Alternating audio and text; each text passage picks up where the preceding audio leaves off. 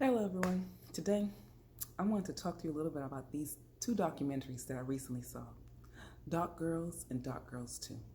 They reminded me of so many different elements of my life that I have experienced.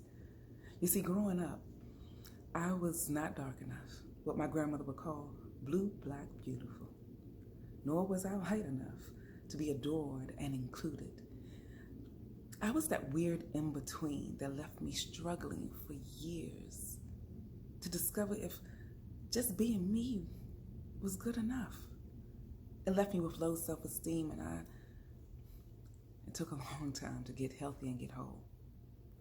Today, it brings joy to my heart to see so many beautiful black people on TV and in social media. Now, I know the term black is not very popular, but it's the one word that has been so clearly defined through generations that you know exactly what demographic I'm talking about. So, with that, until we make a decision as a people to stop defining each other by color, it is what it is. But what I want to share with you today is about being the uniqueness of who you are.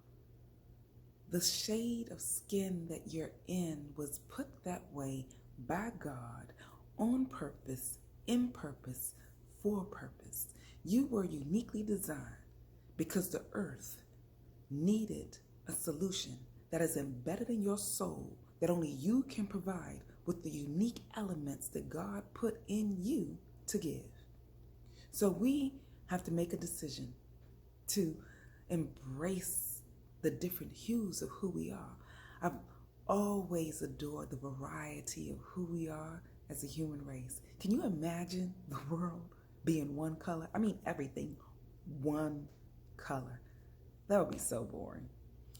And just taking the human body as an example, okay?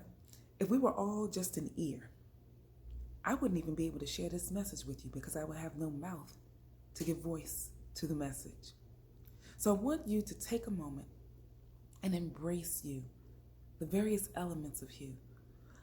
One of the things that I did to help me get past and break through the low self-esteem that I had for years was what I'm hearing now is called the mirror exercise. Didn't know that term, but what I did do was every day take a few moments, look in the mirror, pick an element of myself, and tell me that I love it, I appreciate it. Took me years to love my eyes. Took me years to love my nose. And for a long time, I would not smile.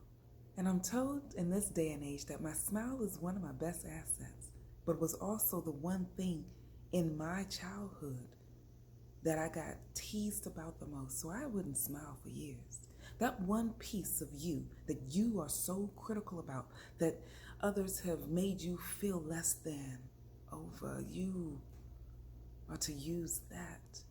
Because part of the use of that is your purpose here to share with someone else the solution that they need.